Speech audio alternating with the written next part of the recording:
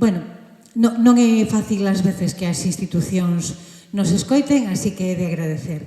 E quero agradecer, sobre todo, o Concello de Soutomaior,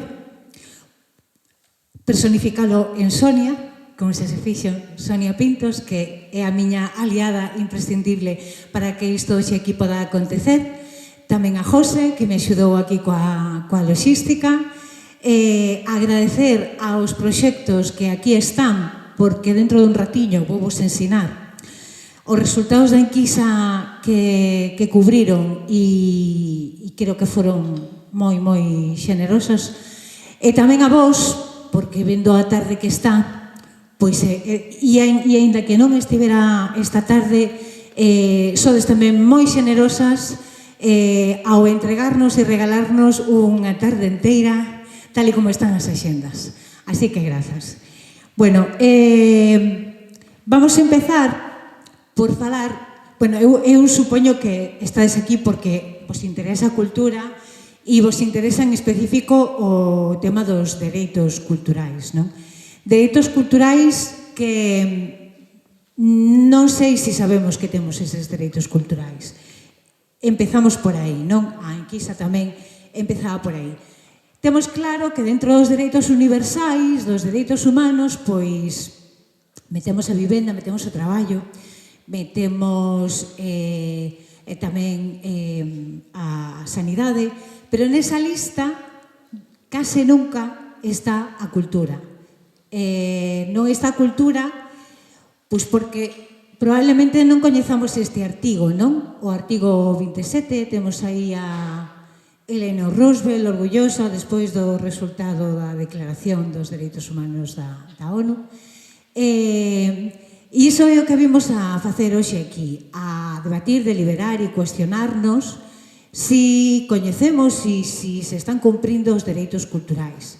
Dereitos que falan de acceso á cultura, pero non solamente a cultura como espectáculo ou a cultura como ben de consumo, porque se nos esquece esa parte, non? A parte na que nós tamén temos dereito a crear, dereito a mostrar o creado, dereitos que falan ademais de linguas, dereitos que falan de tradicións, dereitos que falan de participar nas políticas culturais.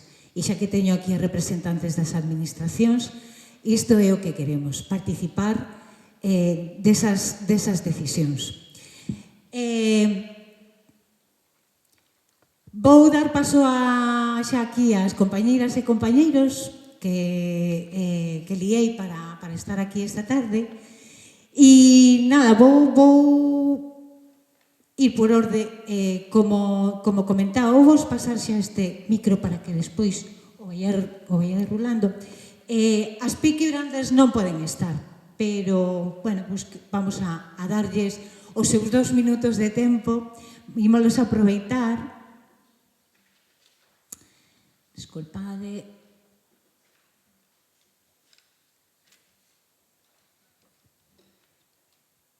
Porque elas teñen aquí na súa web un vídeo que creo que as define, as presenta e as representa perfectamente.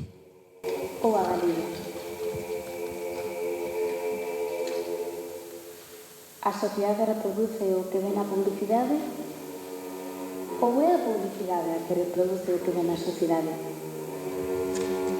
Durante moito tempo resolveuse este dilema falando dunha gran roda xeratoria. Reproducíamos estereotipos, discursos, promesas que perpetuaban todavía máis desigualdades, pero se somos inteiras, nós tamén pensamos que ante esa roda non podíamos facer nada. Ata que un día pasou todo isto.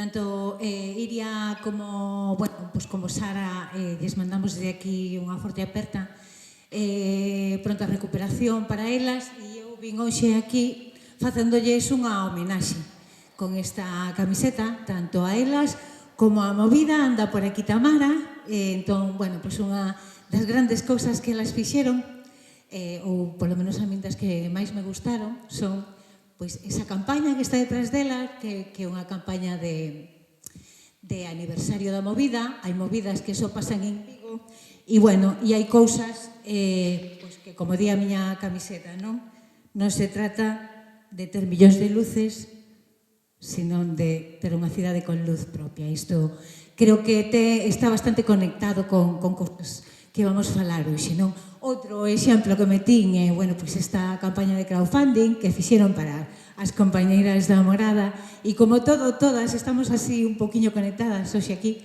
pois escollín estas dúas cousas. E agora sí, xa vamos, pois mira, empezamos con Fedra. Temos aquí a Fedra Alcaraz Lardero para contarnos un pouquiño que é a Morada, que facedes. Para que non o teña que dicir ela, pois digo eu, son o premio ao mellor proxecto cooperativo da última edición, 2024, e aí tedes o seu patio de veciñas. Contanos, Fera. Pois, hola a todas e a todos, moitas grazas por invitarnos. Non.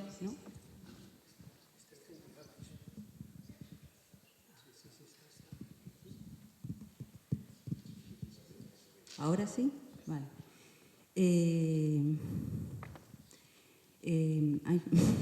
Marisol quería facer así como un inicio, que veía o cartaz este de Isar Molagorda das Peaky Blinders, que, bueno, que pena que non estén aquí as compañeiras, que bueno, que realmente Isar Molagorda foi un festival que non fixo a Morada, que colaborou, pero fixo outro conto, que, bueno, é un proxecto que empezou compartindo o espazo coa Morada, pero que xa non, bueno, un recordo pues, a Alba que é a que organizou ese festival. Nada, solo por desalar. Gracias, estás ben. Bueno, pues a Morada somos unha cooperativa sen ánimo de lucro, un proxecto feminista que está en Vigo. Naceu de unha necesidade de, bueno, pues precisamente de Majo, que aparecía aí no cartaz, que nos falta hoxe aquí. E, bueno, a partir dunha necesidade que ten que ver cos cuidados e ten que ver co collamento o que nos leva na sociedade, pois as mulleres que seguimos sostendo principalmente esta faceta, ¿no? Esencial da humanidade, que é coidar e soster a vida.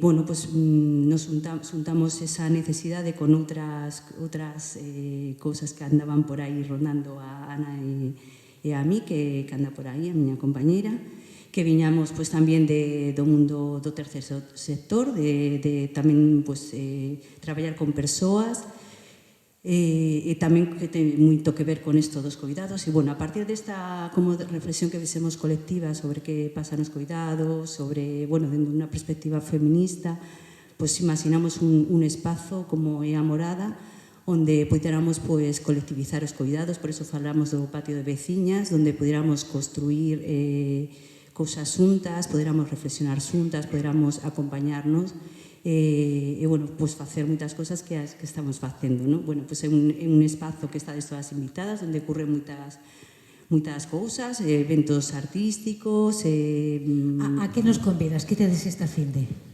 Aí está fin de Dios. A ver, temos unha peza teatral o Benres, non? Non me acordo o nome, Subterránea, de Mónica Subeiro. E o sábado non temos nada, porque é o cumpleanos do aniversario de Majo e os aniversarios non traballamos. É unha das cousas que facemos, cuidarnos entre nós, é algo como moi esencial que temos. Traballamos moito e facemos moitas cousas, pero algo esencial porque o que queremos é acompañarnos e darnos espacio, tempo e o amor que precisamos para seguir adiante. E eso logo tamén é moi importante o proxecto social, non? A Morada ten un proxecto social, traballamos con grupos de mulleres e basicamente o que facemos é construir a partir da convivencia.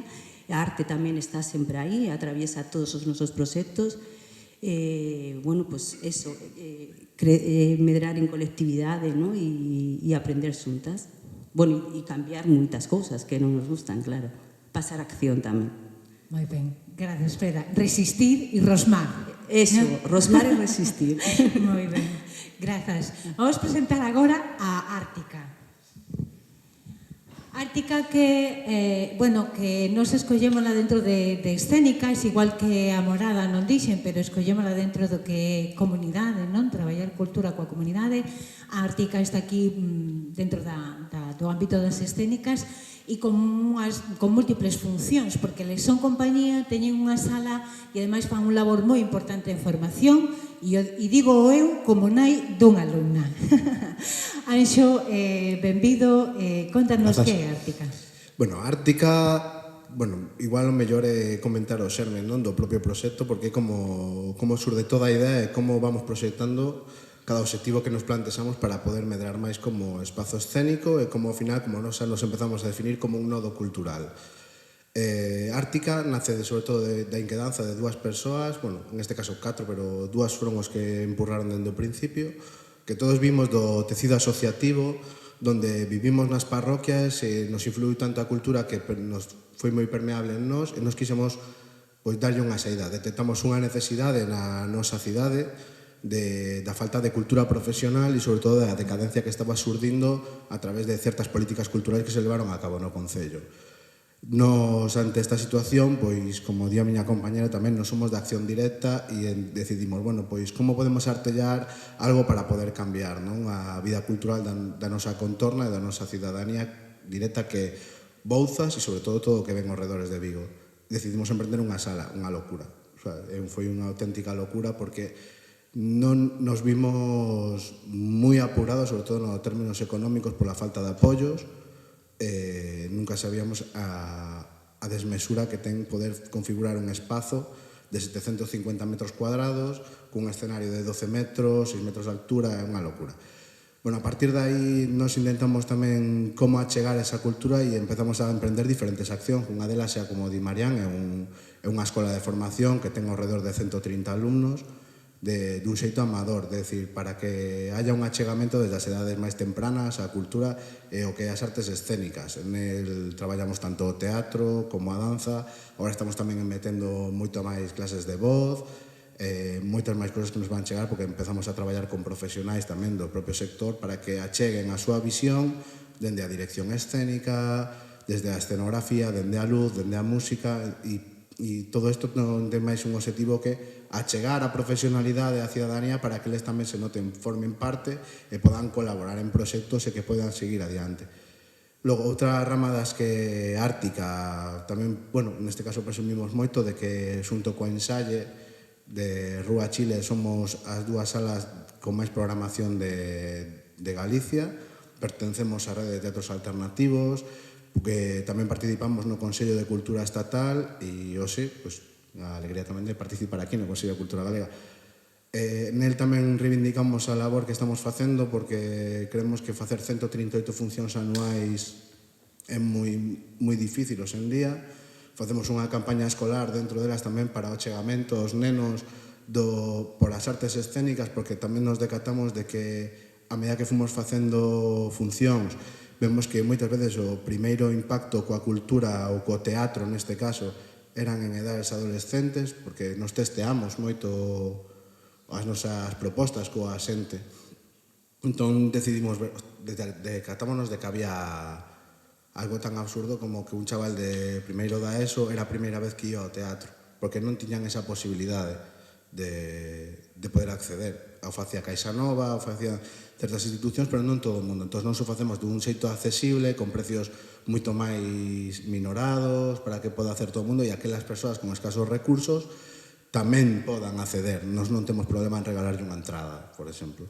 Que máis? Bueno, tamén somos outra parte do nodo, que creo que tamén quería explicar un pouco como é Ártica. Estamos a prol dos novos proxectos e das compañías emerxentes profesionais. Nesto quero dicir que nós tamén brindamos un soporte a estas pequenas compañías que nacen e non saben como funciona o sector ou como teñen que facer para poder financiar os seus proxectos, e aí é onde entramos nós. Intentamos axudarlles, intentamos darlle unha cabida no noso espazo tamén para que podan exhibir, porque a dificultade que teñen as novas compañías hoxe en día tamén é o acceso aos espazos, o acceso á contratación, e nos decidimos que todo o mundo ten o que decíamos antes, ¿no? Que decías ti, todo o mundo ten dereito a crear e tamén a exhibir as súas pezas, e sobre todo xente que vexo que está recién licenciándose, non teñen a posibilidade de achegarse a esos recursos, e nós pues dicimos, bueno, somos, de todas maneiras, bueno, somos unha empresa, é dicir, non ocultamos, somos unha SL, con vocación moita a unha cooperativa, porque traballamos todo en plano horizontal, e posiblemente, xa volo adianto, se vai convertir nunha cooperativa, porque non ten sentido. Aquí somos varias, animámoste. Sí, Temos por aí tamén economía social. Sí, entón nos creemos profundamente no plano horizontal tamén e configuramos a nosa maneira de traballar deste xeito. E ademais tedes a compañía, a vosa compañía. Temos aquí, bueno, pois, estades en Ourense esta fin de semana, con Non Pasarán, non? Correcto. Veña, vamos a aproveitar hoxe a xornada tamén para anunciar a xena cultural dos proxectos. Sí, bueno, como compañía tamén, bueno, reivindicar un pouco tamén o papel, vai coa misión da propia sala, non? Nos creemos moito no tecido social de que o teatro pode servir para as artes escénicas, e a arte pode servir para modelar a sociedade ou para conseguir cambios. Desto é o que vai a nosa compañía. Nos todos os espectáculos que temos sempre teñen algo que dicir. Neste caso, a foto que estades vendo é a última proposta que fixemos, que se chama Non Pasarán, que é un título moi esclarecedor, creo que non fai falta máis que dicilo, non? E, bueno, aí estábamos no noso tempo de ensaios e creo que, bueno, é unha foto bonita e saiu no Faro de Vigo. Gracias, Anxo. Imos pasar agora a unha cooperativa, unha das que temos hoxe aquí, Catro Ventos Editora. Isidro Dozo Valladares é unha das persoas socias cofundadora desta cooperativa que escollemos no sector editorial. Contanos, Isidro, que facedes? Ben, boa tarde, moitas grazas por invitarnos para participar nestas achegas, e dicirvos que Catro Ventos Editora, para que non a coñeza, é unha editora que nace como un proxecto de unha cooperativa de traballo asociado. Isto implica que hai distintas persoas que conforman o que é a cadea de creación de libro, e despois dun convite inicial das socias fundadoras, que foron no seu caso os dous irmáns, o Miguel e Cristina Braña, e ben, tiña unha visión bastante clara de que no eido editorial galego pois había unha ausencia de obras que considerábamos lecturas conscientes. Esas obras son alrededor da ecoloxía, do consumo responsable, dos dereitos humanos, a crianza alternativa, e bueno, os que non he ido, pero podedelo ver no que na página web. E ao redor desos eidos, pois vamos conformando un catálogo ao longo deste tempo, e no que hai unhas 44 referencias publicadas, e bueno, o noso obxectivo como cooperativa e levar o que é o tecido editorial galego referentes dentro desos eidos, e tamén novas propostas, é dicir, son moito máis discutibles ou pelexadas, pero son moi agradecidas obras de autorías galegas, con referentes de distintos eidos galegos que levamos ao papel, e que a título persoal sempre son moi acaídas e moi agradecidas de darlle voz e de poñelo sobre o papel. Ben, facemos libro físico e facemos ecoedición. Ben, a ecoedición non é unha realidade, senón un camiño. É moi difícil facer algo sen pegada. Dentro do que do ese camiño da cara da ecoedición, pois a xente pois valora pois que pois ao mellor pois fai un libro digital cando en vez dun físico. Ben, aí temos unha obra, por exemplo, da pegada digital, creo que aparece aí, e que fala do feito de que o digital tamén incurre dentro dunha pegada. E entón, bueno, pois sempre son temáticas que dan lugar a debate, son moi discutidas e bueno, dentro da nosa comunicación intentamos tamén que se note que somos de discutir. É dicir, as cooperativas son xente que se xunta para discutir. E o mellor, con sorte, pois sacan adiante un proxecto. Asembleas infinitas. Sí, bueno, intentanse acotar o que é o espazo para que eso sexa constructivo e o ser perfiles diferentes sempre constructivo, porque a cooperativa que fai é que todas as persoas empurran polo proxecto para adiante, para arriba. E vamos a eso, pois, desde 2016, estamos nun punto de inflexión, tamén é certo, porque, bueno, igual que o conforman persoas, as persoas somos como aves migratorias que a veces adoptamos pois un vento ou outros ventos e estamos nesa fase. En que andades agora, Isidro? Que estades preparando? Cal é a próxima novidade? Pois, nos vades regalar? de momento está en pausa o que distintos proxectos porque estamos vendo como facelos ou como leválos adiante, porque, por exemplo, no terreo da banda deseñada publicamos o que é na Sala dos Espellos, o prezo e os custos da venta do libro, e pois recae directamente pois facer unha coedición no custo, no valor promedio do que dé un exemplar, e vemos que hai unha perda de certo poder adquisitivo por parte do lectorado que fai que haxa que medirse moito en canto a tiraxes e en canto a produción, porque desde 2020 ou 2021, os libros son, o único que lle quedaba era o laminado, e agora si non trouxen, pero bueno, o que o tacto veredes que tampouco teñen, entón é como se chama, digamos que é máis caro facer un libro que non teña pegada que sí que a teña, porque mellor, bueno, se fixeras na China, baratísimo o libro, pero sen desmerecer desde onde se faga, pero é certo que as decisións conscientes implican custos grandes. Temos por aí tamén a palabra recursos, que tamén é importante e xa foi mencionada na presentación. Sí, no aspecto diso fai, e de feito sempre temos debatido que igual debería ser ao revés, debería ser só ecoeditar e o mellor pois facer que paguen aquelas persoas que están repercutindo o custo de non facer unha ecoedición pois non as refugiadas climáticas que asumen o custo de que se produza nos seus sitios, se use auga dese espazo ou haxa esa fenda de xénero nos traballos.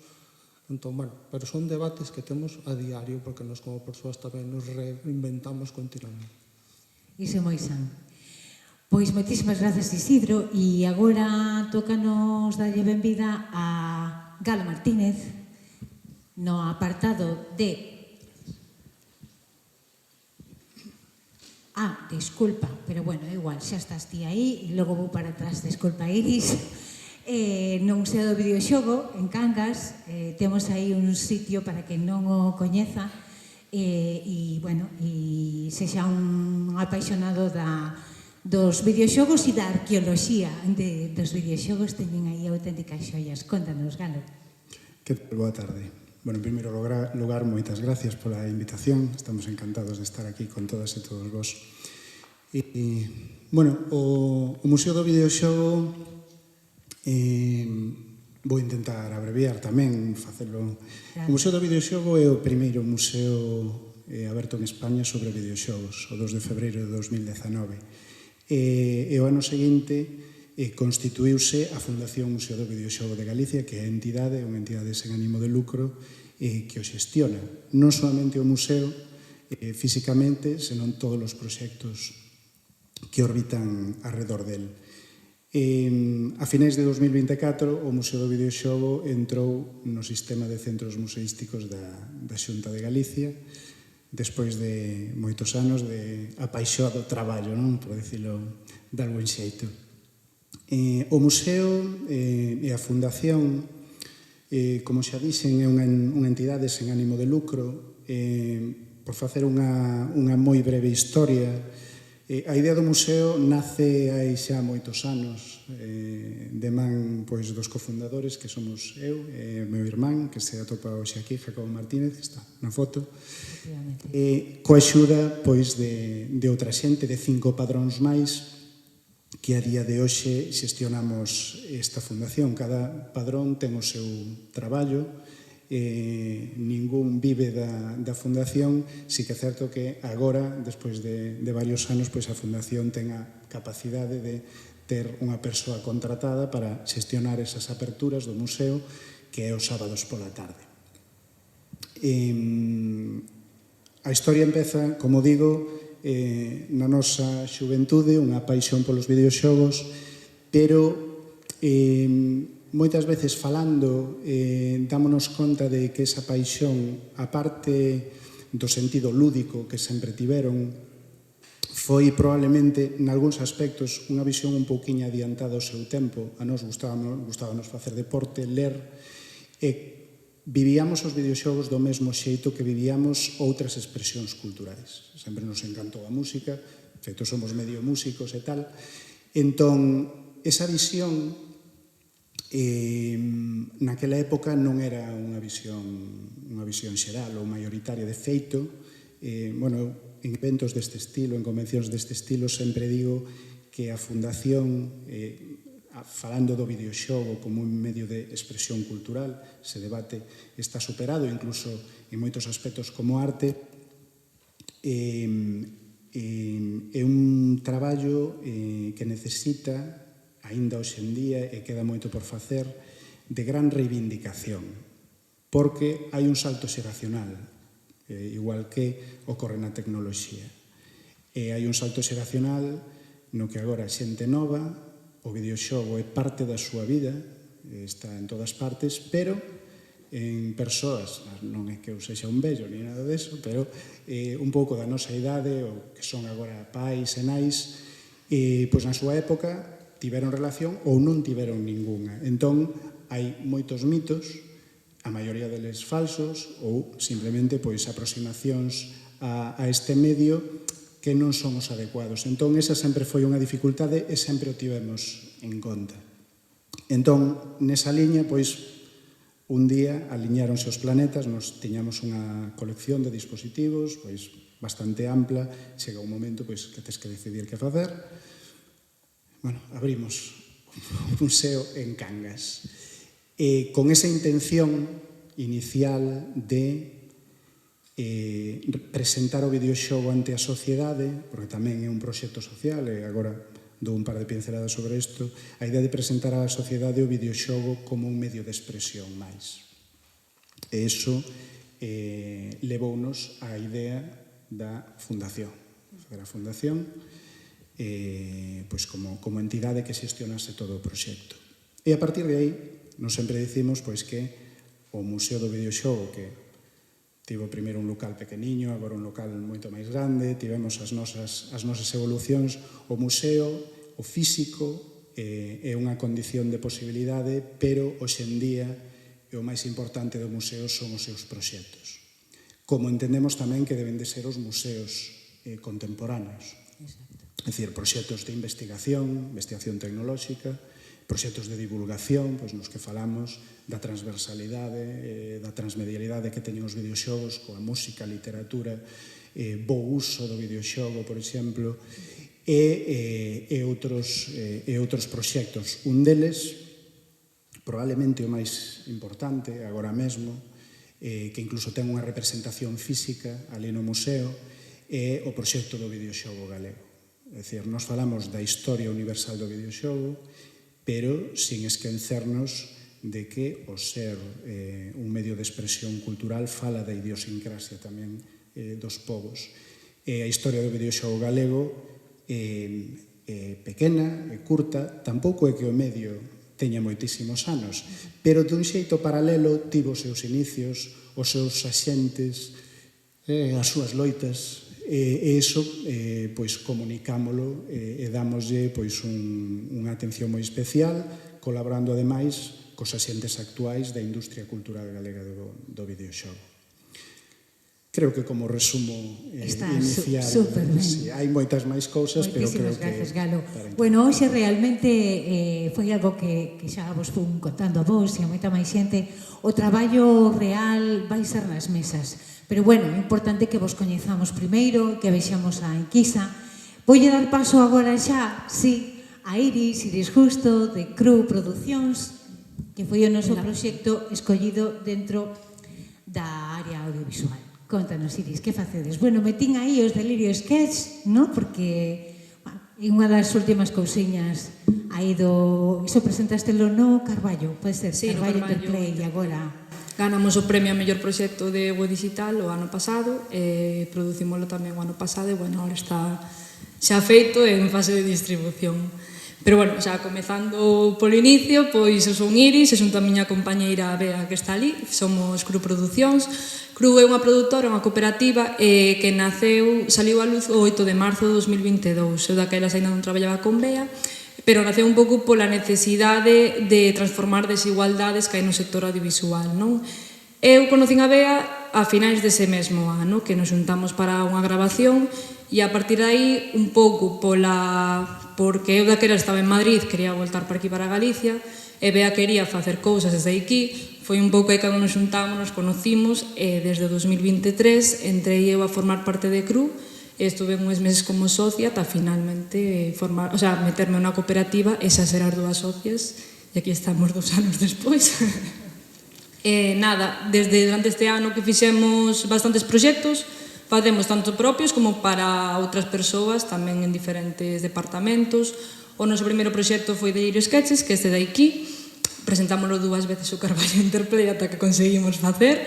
Hai pouco rematamos tamén a grabación de Réxime, que é un programa para Galega, que hai un par de xambenillas que rematamos.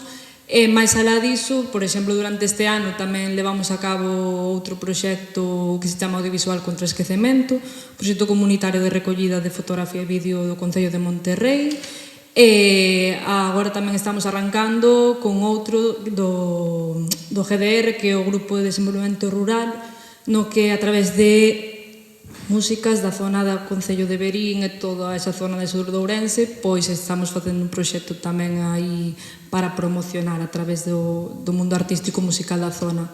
E con isto tamén decir que Cru ten sede en Pontevedra, desde Nigrán, Bea traballa desde Vigo, eu traballo desde Ourense, non temos lugar físico, pero, bueno, de momento vámonos entendendo ben, temos que o mundo audiovisual hai que moverse sí ou sí, así que un pouco a nosa dinámica de traballo. Este ano tamén estades presentando Delincuente, que é esa cota de Nuria Vil, exactamente, deste traballo feito vos. Fixemos a produción hai 2 anos exactamente, gravamos en xullo de 2023, si, hai 2 anos e agora está movéndose por festivais, xa tamén o ano pasado, e agora de momento continúa. Moi ben, moitísimas grazas, Iris. Pois entón pasamos xa ao sector da arquitectura e arte urbana, que representa hoxe aquí Aitana. O proxecto EVA, que para min, bueno, pois tesme que explicar, Aitana, como é iso de estar nesa mesa de coordinación, de negociación, que é esa mesa na que vos estades co Concello de Vigo, e que nos regala cousas así, e, bueno, non sei, neste momento creo que Vigo en Galicia, e falo pois tamén desde terme metido un pouquiño no tema da arte urbana e sobre todo do fenómeno dos eventos de arte urbana en Galicia, non? E de ter grabado en outras vilas, tamén Carballo e tal, pero creo que en este momento Vigo, como museo a ceo aberto, igual non hai quen lle tusa, non? Pois non. Bueno, eu son de Proxecto EUA. Proxecto EUA é unha asociación sen ánimo de lucro. O noso obxectivo é transformar o entorno, o espacio a través de proxectos innovadores e a través, sobre todo, da arte e da palabra. Comenzamos en 2013 un grupo de amigos, artistas, pois con inquedanzas de transformar a cidade e pensar un pouco como lle gustaría como nos gustaría ver a cidade en canto a arte urbana. Entón, bueno, pois, eu daquela non estaba no proxecto, pero fixeron unha intervención, un paste-up de, bueno, a de ir papel nunha parede. Tivo moita repercusión en redes, e iso como que animou a seguir facendo proxectos, intentando pois, investigar como poder transformar ese espacio. Entón, bueno, a raíz desas reuniones, brainstormings, en 2015 naceu un pouco como se propuso o Concello de Vigo a idea de, bueno, pues facer unos murales nas medianeiras, xa que Vigo é unha cidade con unha arquitectura difícil, con moita medianeira. Entón, sen coser, que dicides os arquitectos, non? Bueno, estamos moi orgullosos de haber posto esa pequena semente o que hoxe Vigo Cidade de Cor. Aínda que non somos Vigo Cidade de Cor. No, pero bueno, sí que participamos na comisión cada ano, como moitas máis entidades e sociedade civil, na comisión elixindo artistas e proxectos, e xa leva 11 anos, cerca de 11 anos. Bueno, e ademais tedes este fin de semana a batalla moral. Sí, é outro evento que estamos orgullosos porque tamén facemos unha labor de divulgación. Esta fin de semana, o sábado, facemos as xornadas de arte urbano na sede do COAGA, o Colexio Oficial de Arquitectos de Galicia, e tamén está relacionada ca batalla mural, que é como un guiño a orixe da arte urbana, que é o grafiti, e que en ocasiones está esquecido, porque, bueno, o grafiti sempre modificou o entorno, foi unha forma de dar voz a aqueles barrios da periferia máis desfavorecidos, foi unha maneira de, a través da arte, pois de reivindicar as necesidades dunhas minorías, e, bueno, é unha forma de darlle tamén visibilidade, e non esquecer nunca de onde ven, porque os murales son moi vistosos, cada vez son máis maravillosos e visualmente atractivos, pero o grafiti é a orixe de todo. Entón, bueno, estades todos convidados a vir este sábado. Bueno, tamén outra cousa, na arquitectura é algo que nos ven de últimas, a acupuntura urbana, tamén vinculada a arte como pequeños proxectos que se fan na cidade e que realmente teñen un uso, transforman un espacio desfavorecido con pequenas adaptacións. Un simple banco pois pode facer que o entorno cambie completamente. Esta foto que mostramos aí... Quería ver se era capaz de mostrar a acupuntura urbana, e non sei se a encontrarei. Quizás aquí... Así, a ponte. Debaixo da ponte... Sí. Sería aquí, non? Acupuntura urbana, vamos a entrar... Pois isto era unha ponte na Vía Verde de Vigo, bastante, bueno, pois chea de grafitis, pintada. Sí que mantivemos os grafitis, un pouco por respeto a esas pinturas que levan aí anos, pero foi un cambio radical. E ademais, o sonido do viento, o mecer esas cintas, fai un sonido que lembra os barcos no porto. É moi interesante, sobre todo cando pasamos por aí debaixo e vemos a xente que se para a facer fotos, e bueno, é un orgullo. Bueno, a outra foto no que salimos o grupo é na Fundación Montemedio Contemporánea, que a súa directora vai vir a facer unha charla este sábado, e penso que é unha das labores de divulgación que facemos. Realmente confidos a que veñades porque é moi interesante. Non quero falar do proxecto, vou volver ao proxecto EUA, pero bueno, si tamén nos facemos, como somos non en a nosa É algo que facemos por amor ao arte, cada un ten unha profesión diferente, pero esas inercias pois xeneran que poda o proxecto triunfar.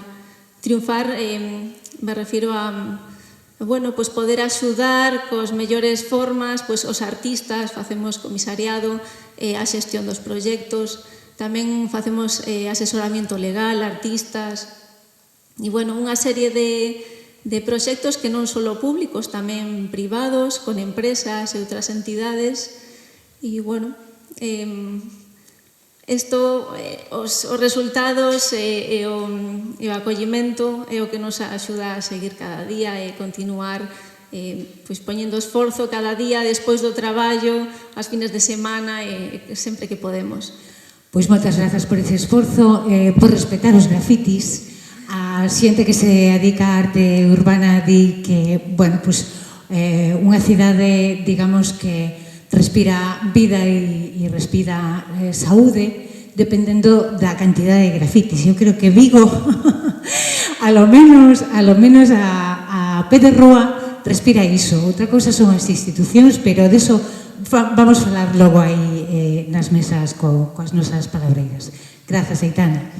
E nada, só me queda a persoa deste escenario que non necesita ninguna presentación, que é o meu queridísimo Julio Gómez, o Julio Sinsal, como xa o coñecemos, que é programador, que é cofundador de Sinsal Audio, que é tamén codirector do Festival Sinsal, e que é unha persoa que leva máis de 20 anos na vanguarda musical de Galicia, casi nada. Contanos, Julio, en este momento, en que punto estades? Eu vou facer o ano que ven 40 anos na resiliencia cultural.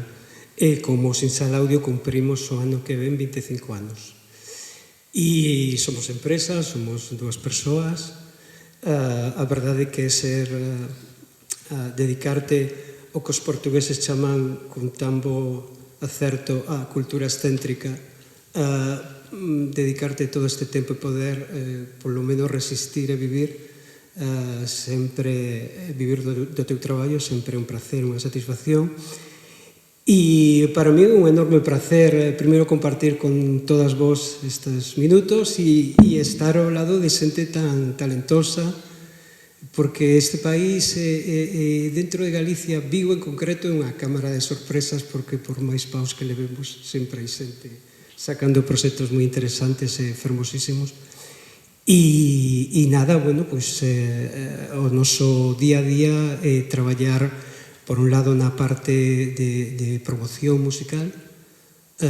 Nos levamos como empresa 25 anos ocupándonos da presentación de proxectos de artistas inéditos en Galicia ou que necesitan visibilidade en Galicia, nun mundo bastante ingrato para eso, como é o mundo da música. O mundo da música ten unha parte moi positiva, e é que a todo o mundo lle gusta a música, pero nese grande aspecto positivo ten unha parte moi negativa, que precisamente a xente decide polo seu gusto.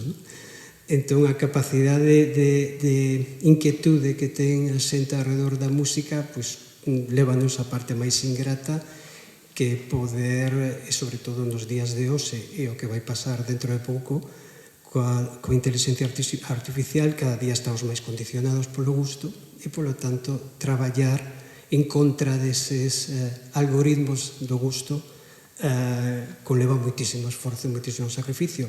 Pero, aquí estamos. E a segunda parte que nos facemos é a parte de divulgación e de arquivo.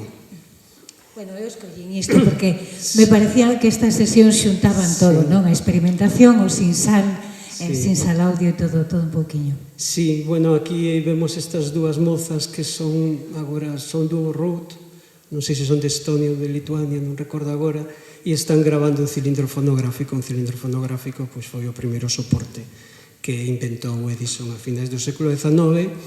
E nos arredor do Festival Sinsal temos un proxecto, eu creo que moi fermoso,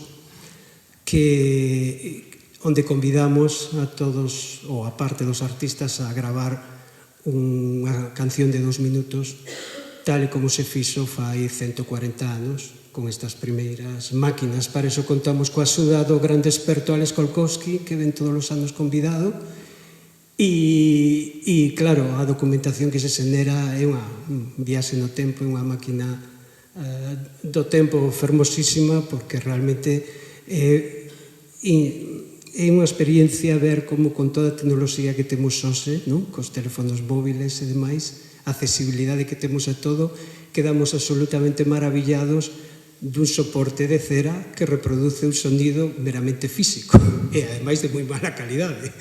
Pero eso é imposible de reproducir con plugin. Veremos a inteligencia artificial mellora as cousas, pero de momento cos plugins que hai en internet é imposible.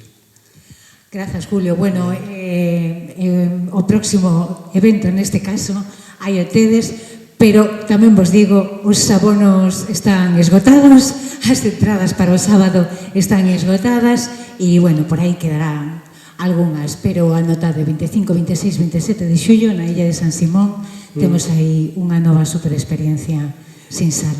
A mí, se me permitides, solamente un pequeno apunte que non ten nada que ver con Sisal Audio, pero sí que ten que ver comigo, porque a miña primeira experiencia dentro do mundo da cultura, que foi nos anos 80 e que estiven traballando 6 anos, despois por outros problemas tiven que marchar, foi nun dos proxectos culturais máis fermosos que tivo Galicia, con moitísima diferencia, é un proxecto que eu reivindico sempre que podo, que foi a Fotobienal de Vigo. A Fotobienal de Vigo foi un proxecto, para min, o mellor proxecto de Galicia, que engadiu local e internacional, que engadiu pasado, presente e futuro. Se eu vos teño que recomendar un proxecto que debedes de investigar e aprender, ese é a Fotobienal de Vigo. Grazas pola recomendación. Nos ponemos co tema. Agora sí, que xa é o momento de mostrarvos moi rapidamente, porque non nos queda moito, os resultados das recollidas. As recollidas nas que, ademais destes 7 máis piqui 8 proxectos, pois participaron tamén vos pedir para que non acabedes con tortícolis, si queredes, pois que vos separedes así a un lado e outro, como vexades vos, ou se preferides velo desde abaixo. Sí? Preferides?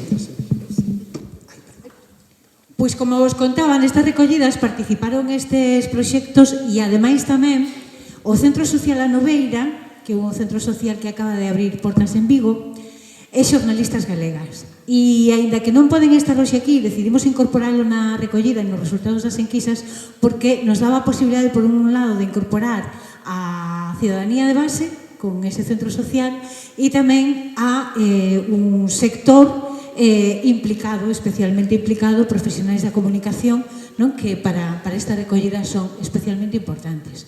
E a primeira pregunta que lles fixemos foi esta: se coñecemos os nosos dereitos culturais. O resultado te debo aquí, 60-40. O 40 sí, 60 non. E podemos decir que antes da participación das xornalistas galegas o queixiño era diferente, vale? Porque elas obviamente son cidadanía informada e sí que, como é unha mostra pequeniña de 10 proxectos, sí que se nota. A seguinte pregunta é se sabían que o Ministerio está preparando esa lei e ese plan de dereitos culturais, e os resultados son os mesmos, non? Va un poquinho en relación.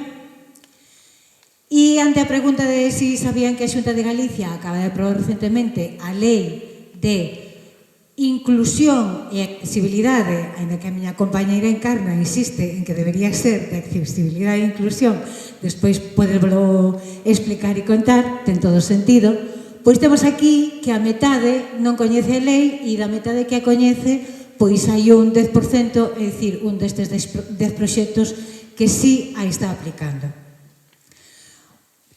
Preguntamos tamén como pensaban que se podía facer chegar esta información sobre os dereitos culturais de forma efectiva á cidadanía. E, bueno, a un montón de respostas que tedes aí, encontros participativos, campañas de comunicación, tamén formación, integrando nos programas educativos, e esta resposta aquí, do final, que é obvia e superimportante, non? Exercendo e cumprindo na práctica o que xa está escrito, non?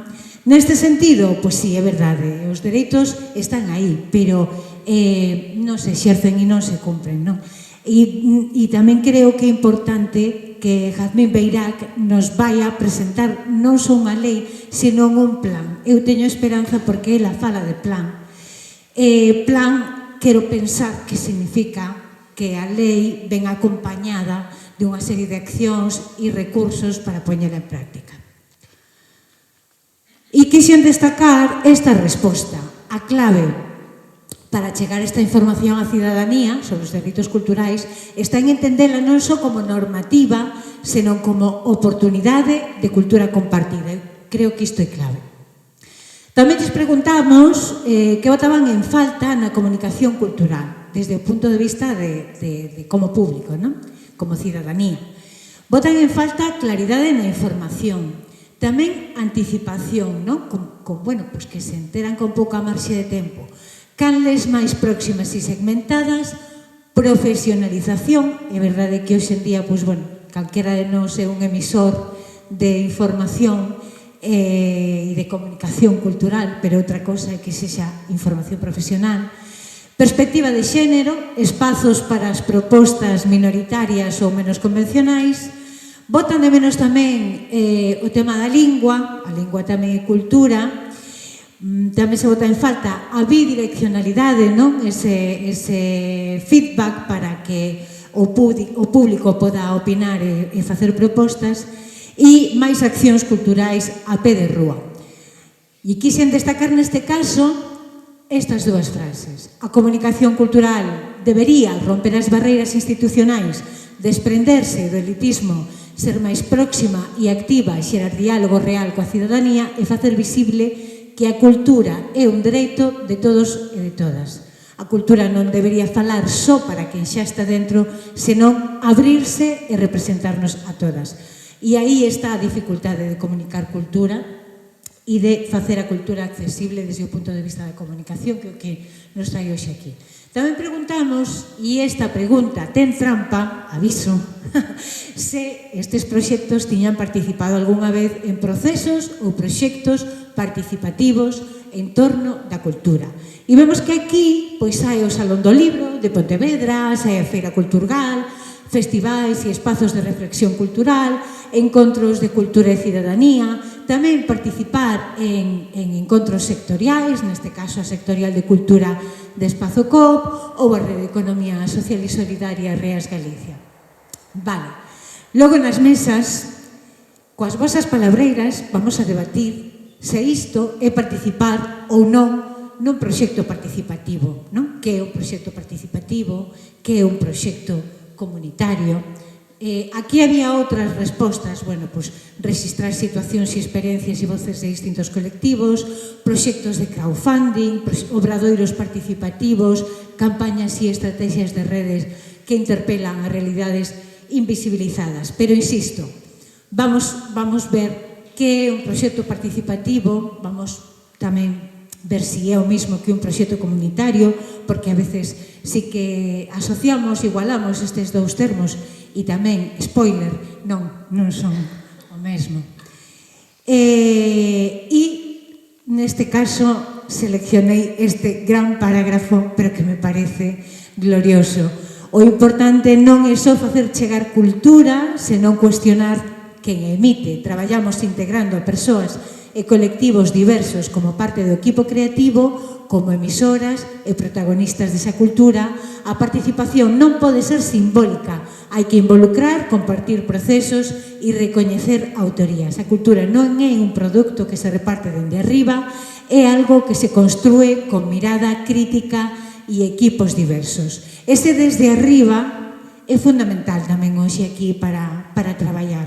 Temos a palabra horizontal. Bueno, estas caixas que non vos lo dixen están aquí e ademais de que nos sirven de atrezo, pois nos van servir tamén para facer un pequeno xogo, non? Entón, aí está a palabra horizontal e está debaixo a palabra vertical, que a escribín 3 veces e aínda así me quedou mal, e que se me dá mal. o tema vertical dáseme mal e de feito queda super fea. E tamén lles preguntábamos na enquisa pola fenda digital. Si, bueno, pois padecían, digamos, ou tiñan que lidar coa falta ou a inestabilidade na conexión a internet na súa actividade. E, bueno, pois en xeral non teñen problemas e hai xente que sí e a outra xente que ás veces, non? E entendo que tamén moitos destes proxectos son fixos, outros itinerantes e depende como nos movamos. Por exemplo, eu onte falaba con Iris que andaba con dos seus proxectos en Laza e custounos un cachiño, non? Encontrar un lugar onde ela tivese cobertura. E escollen neste caso a frase que di para comunicar as vosas actividades planificadas xeitos de... Bueno, perdón, que se me foi a min agora aquí un pouco a pinzar. Esta é a seguinte pregunta da enquisa, na que preguntamos si a hora de planificar as súas actividades, os proxectos, pensaban máis alá da xente que manexa as redes sociais e que ten acceso a internet. Bueno, pois como alternativas de comunicación non digital nos propoñían, bueno, medios de comunicación en xeral, medios propios como boletíns informativos, presenza en eventos, difusión en centros de ensino, incluso contacto telefónico con entidades sociais, por exemplo, da cidade, que era o caso da Morada, e tamén outros soportes como cartelería, mopis, tabuleiro no propio local, buses para ir polo rural, paradas interurbanas, centros de saúde e espazos de tránsito comunitario. Pero había varios tamén que nos dicían que desbotan facer outro tipo de difusión, comunicación cultural en cales alternativas a digital por falta de medios económicos. Entón, bueno, tamén disto podemos falar logo, non? Si realmente é unha cuestión só de medios económicos, que entendo que sí, pero hasta onde son os medios económicos e hasta onde tamén o feito de aterrizar aí e a propia sensibilidade. Este é un dos exemplos que nos contaban, neste caso desde CRU, deste audiovisual contra o esquecemento, non? E onde experimentaron o que era comunicar casi porta a porta, non? Porque esas persoas desas casas eran necesarias para darlle sentido ao proxecto. E dicían, porque se unha campaña non chega a todas, non cumpre coa súa función pública nin co seu propósito transformador. Tamén falamos da fenda territorial. E aquí temos, bueno, pois ante a pregunta de se comunica do mesmo xeito para a poboación das cidades e das zonas rurais, outra vez temos pois un 40% nos di que sí, que o fai do mesmo xeito, e un 60% que non. Está ben, non está mal. Aquí tamén nos dicían, alguén dicía que non se trata de un sí ou non rotundo, que se adaptan os soportes segundo o contexto. Nos dicían que pensar no rural non ten que significar comunicar de outra maneira, só polo feito de ser rural, iso sería pois caer nun erro clásico de estereotipado. Aquí tamén esta resposta, que nos non nos referíamos a iso para nada cando formulamos a pregunta, quen responde así, interpreta así, e se interpreta así, bueno, pois hai aí como un pouco de ruído entre emisora e receptora, e diso tamén temos que falar hoxe, non?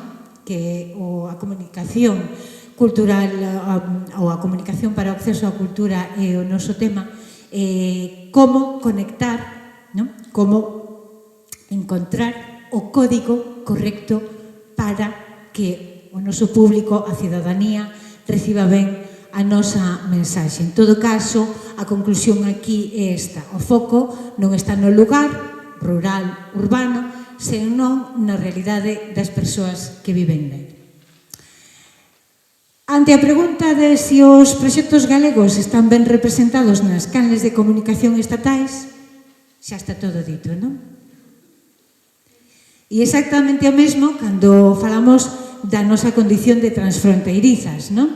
E a pregunta era se estes proxectos pensan que se valoran e que se comunican suficientemente as oportunidades de participación cultural que se nos ofrecen desde Portugal, que é o noso territorio natural, diso podennos falar con máis calma nas mesas xente destes proxectos que traballa con Portugal e de como, bueno, de como é moito máis fácil levar unha xira musical ou establecer conexións con outros festivais musicais ou escénicas en Portugal que no resto do Estado. Sería máis fácil, pero bueno, non miramos hacia aí.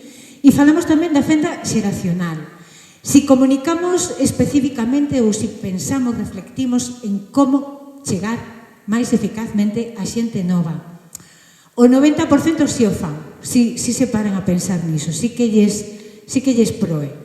E a xente maior, bueno, pois non temos resposta porque aquí unha fe de ratas, mea culpa, pois entre arranxa preguntas, sube, baixa preguntas, quedouse atrás a esta, que era exactamente a mesma, pero dirixida a xente de máis idade, si reflectía un poquinho como chegar a xente de idade. Tamén pensaremos despois e falaremos nas mesas que é xente de idade, que é xente de idade hoxe en día. Eu, como digo, bueno, agora xa estou nesta fase, xa lle dei a volta ao xamón, non? Xa pasei dos 50 e, pois, o mellor xa son xente de idade. Como era Encarna? Ata os 45? Ata os 45. Eu xa son xente maior e necesito que comuniquedes para min, por favor. Entón vamos a, bueno, pois a cuestionarnos un pouco que é xente maior e como chegamos e como ás veces prexulgamos ou presupoñemos, non? O que lles pode ou non pode interesar a xente maior e por que nos interesa ou non nos interesa chegarnos a eles cos nosos proxectos.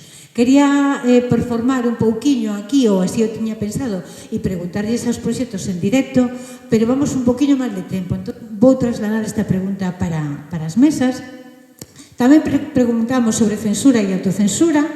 Aquí a metade sufriron algunha vez en algún dos seus proxectos censura ou cancelación. Proxectos culturais cos que teñan contacto, pois un 60% aumenta. E se consideran que teñen traballado condicionados en certa forma ou activando a autocensura en algunha circunstancia, pois hai un 30% que consideran que sí. E chegamos a esta parte de comunicación inclusiva, igualitaria e sustentable. Hai, bueno, pois unha maioría, que o 60%, que sí que ten nos equipos xente formada en comunicación inclusiva. Tamén veremos que entendemos por linguaxe inclusiva, non? E, bueno, creo que aquí está moi ben recollido. Vou ler só a parte que está sinalada porque creo que é o importante. Facer linguaxe inclusiva é, en realidade, facerse cargo, nomear o que está sendo omitido, recoñecer a quen corre o risco de ser invisibilizado e construir mensaxes que abran e non pechen. Por iso é tan poderosa, porque non só comunica, transforma. Sobre as novas identidades, se os proxectos, bueno, pois están traballando este tema das novas identidades. Temos un 60% que sí, que xa o están facendo. E como se reflecten estas novas identidades na súa comunicación? Bueno, pois casi todas coinciden en que non é algo sinxelo de acotar, dependendo das áreas, bueno, pois hai que levar iso dunha forma ou doutra. Cada proxecto ten a súa propia identidade. Tamén nos comentaban que traballando con artistas e con actividades que representan esa integración e esa diversidade, non? E, de novo, pois escollimos esta resposta na que destaco non hai regras fixas, como nos comentaban case todas, é un territorio que muda, que exixe reflexión constante, é un uso intelixente segundo o contexto, non se trata de cumprir cunha norma, senón de facerse cargo. Isto a min encántame, volve a aparecer, o de facerse cargo creo que é definitivo, do impacto simbólico que ten o que dicimos e o que non dicimos. O valor das palabras, si teño reflexionado sobre o valor das palabras, e a necesidade, moitas veces, de resignificalas para que as mensaxes conecten coa xente, e parece que sí, é moi boa noticia. Si pensaron algunha vez se o impacto do seu proxecto pode depender deses códigos de comunicación e en que situacións, pois temos aquí varias realidades. Desde CRU nos comentaban que ao ser un equipo de mulleres teñen medo de non chegar a outros proxectos, de quedar aí un pouco encaixadas ou etiquetadas.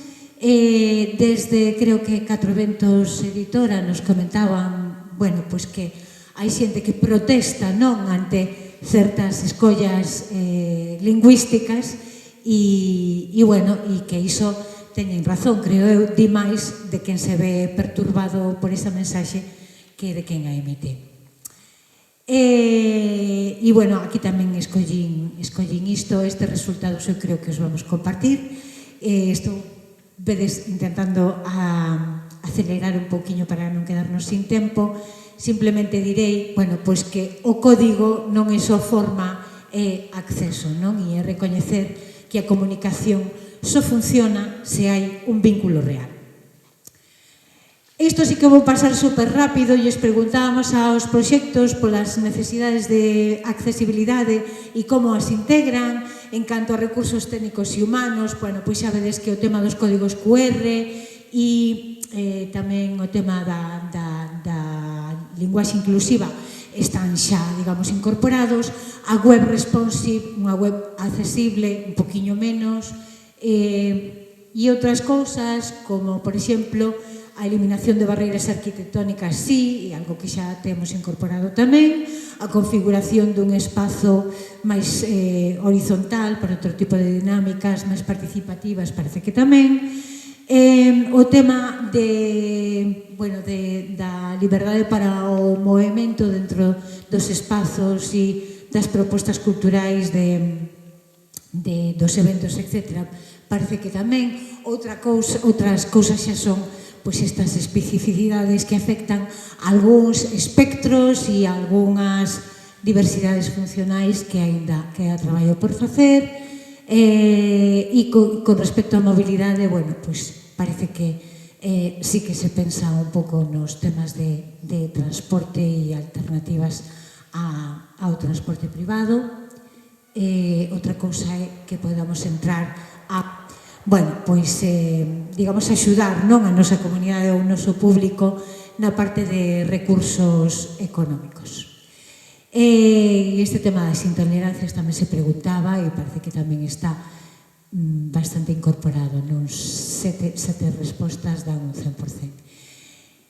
E esta sería unha autodiagnose que nos dá como resultado moitas preguntas, e aquí sí que xa nos vamos a traballar nas mesas. Voulles pedir ás nosas palabreiras que veñan aquí, vou volas presentar, e elas, vannos agrupar un pouquiño para empezar xa a irnos para as mesas.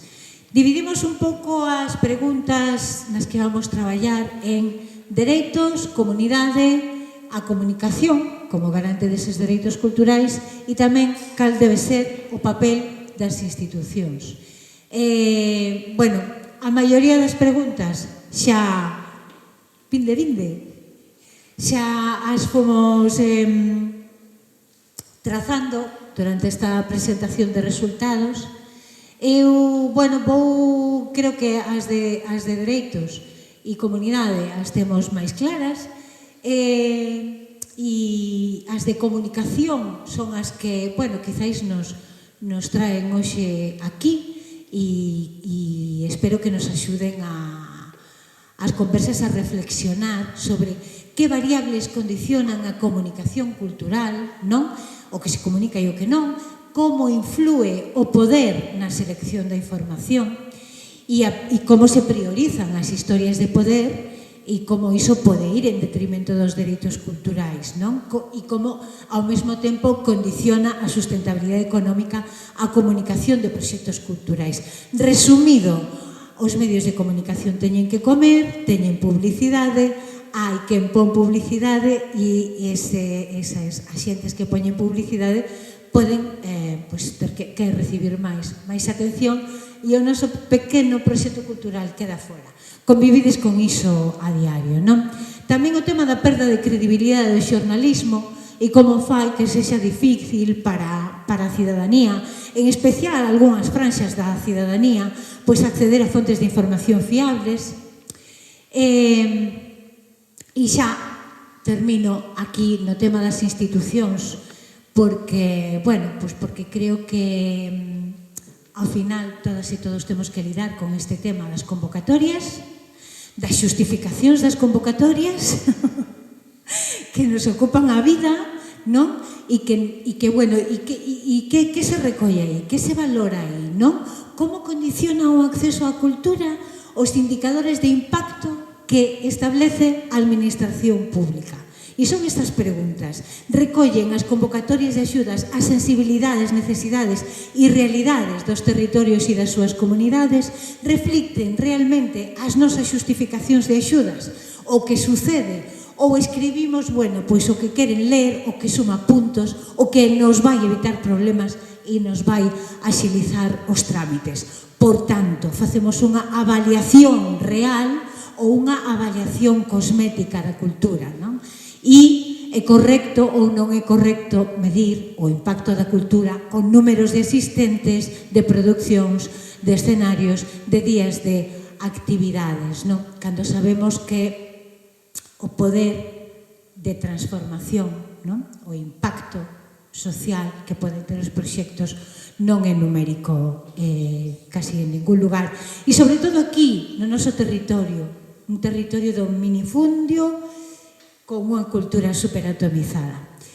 E esta última, que aunque está aí posta como en negativo, en realidad é para animarvos. Como nos recuperamos do cansazo e da incredulidade, como continuar confiando en que existen outras formas de facer e como evitar pensar para que unha lei máis se non se cumpre. Entón, para iso, eu vou vos a deixar con esta muller que é moi inspiradora, Jazmín Beirac, nunha entrevista antes de ser nomeada directora xeral de Dereitos Culturales do Ministerio de Cultura. E ela fala especificamente do papel das institucións, vale? Por iso seleccionei este pedaciño de entrevista.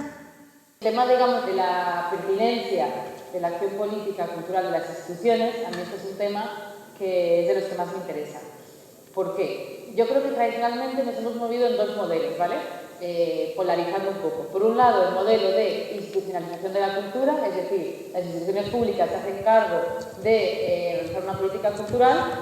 Eso lo bueno que tiene es que garantiza una democracia, una distribución de la cultura.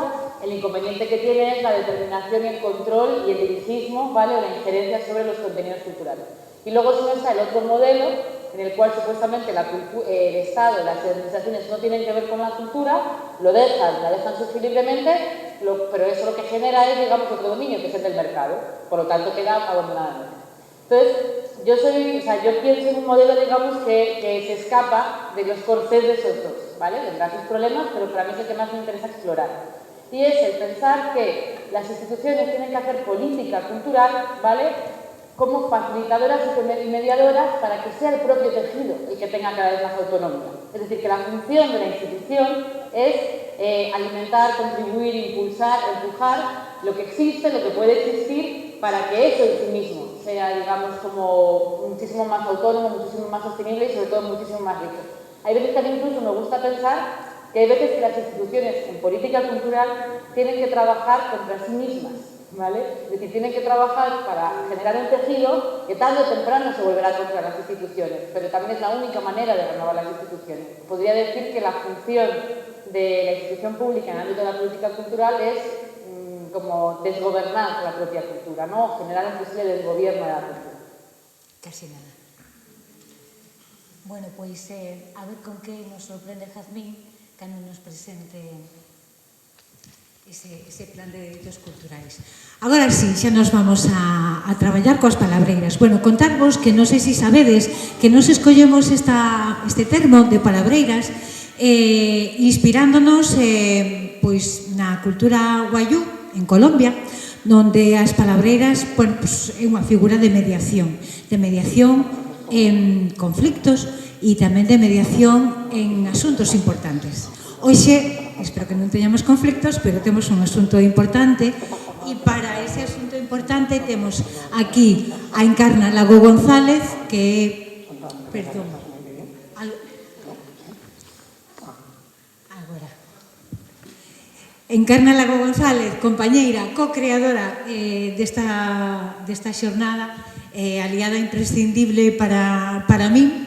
Ela, pois, por si non a coñecedes, ni máis ni menos que, bueno, pois, xestora cultural, comisaria, tamén a xerente da Rede Museística Provincial de Lugo. Dentro desta rede museística, para que vos fagades cargo, ela é seguidora da corrente da nova museoloxía, que se basea en valores sociais e comunitarios e ten moitísima experiencia en traballo colaborativo e inclusivo. E logo, ademais diso, pois medalla de ouro de Belas Artes. Nada, así, de paso. Temos tamén con nós Ana González Liste, xornalista, rigorosa, sensible, íntegra, como poucas, recoñecida co Premio Xesé Mateo de Xornalismo Ético en 2023, ten escrito pois, en Faro de Vigo, en Luces, en El País, en Europa Press e actualmente no Xornal Digital Galego Praza Pública. Ademais, forma parte da Xunta de Goberno do Colexio Profesional de Xornalistas de Galicia e tamén as xornalistas galegas. Bueno, eu só vou dicir que as informacións de Ana son unha descoberta e un placer para quen as lee. É unha garantía de que os proxectos se van contar ben para as persoas que traballamos detrás deses proxectos. E temos tamén a Mario, hola, son Mario, que como el se presenta nas súas redes, creador de contido, publicista, remeiro e galego extremista. Así, como el quere presentarse, eu o presento. A mí encantoume esta presentación. Bueno, no seu proxecto de divulgación a través das redes mestura lingua, cultura contemporánea e retranca, non sempre na mesma orde. Eu atrevo a engadir, Mario, que é un referente na creación de contidos en galego, que, bueno, felizmente vai agromando por aí, que nos fai tantísima falta. Entón, grazas ás tres por estar aquí, por axudarnos agora, e o difícil vai a ser organizar a toda esta xente. Como facemos? Os proxectos de Ana serían A Morada e Catro Ventos, non? A Morada e Catro Ventos van con Ana. Sin Salegua van conmigo. E comigo, quen queda? Cruz Producións, o Museo do Videoxogo, e que máis? Ártica tamén, Ártica. Vale, e ademais diso, pois, vamos a intentar repartir tamén cidadanía, o resto do sector cultural, institucións, para que teñamos un pouquiño de cada en cada mesa, porque a nosa intención, despois do traballo, e sairemos, despois de traballar nas mesas, faremos así unha pausa para oxigenarnos. Por certo, tedes café aquí fora, disponible en todo momento, entrar e sair, sen problema, e logo si xa faremos a pausa real, cando nos conten a maravillosa historia desta fábrica, desta peza singularísima da arquitectura e do patrimonio industrial galego, non? Un sitio que parece máis de Cataluña que de aquí, non en van se chamaba La Foret. E a volta volveremos ás mesas para que vos elaboredes as conclusións. As conclusións van ser cousa vosa. Queremos que sexan conclusións participadas. E nesas conclusións, unha persoa, se fose posible, dun proxecto cultural, de un medio de comunicación, dunha institución e da cidadanía, gustaríanos que escollesen pois cada súa palabra para xuntalas aquí, as que xa temos, e, bueno, pois vamos a intentar darlle a volta a estas caixas e construir algo polo outro lado, unha especie de cadáver exquisito para xogar con esas palabras, a ver que nos hai. Grazas por aturar todo isto e vámonos o que importa. Vamos a traballar. Non sei se vos quedou claro, as mesas tampouco están axudicadas. Iso sí, tedes flores que collen esta mañá no meu xardín, e tedes ecofloreiros que son vasos de festivais, entre eles o Sinsal, como non podía faltar. Quen se vai para esta mesa? Sí? Entón, pois entón, si, ten toda a razón, Encarna, hoxe me esquecía desta dinámica. Que representantes de institucións públicas temos aquí con nos na sala? Non pode ser. Que máis temos? Bueno, tens que marchar despois. De momento, incluímoste? Sí? Vale, pois entón temos a Concelleira de Cultura de aquí de Soutomayor e quen máis? Ninguén máis? Bueno, pois nada, pois non temos representación institucional hoxe. Isto é un clásico, estamos afeitas, non quero calas largas. Igual, xa lles faremos chegar as conclusións, non pasa nada. Cidadanía, máis alá a cidadanía somos todas, pero non sei se alguén ven así a título sin pertencer a... Sí? Vale, pois temos cidadanía. Sí, vale, pois incorporamos a unha persoa, ou polo menos unha en cada mesa. E o resto, pois, sí que xa poden repartirse como queiran, non?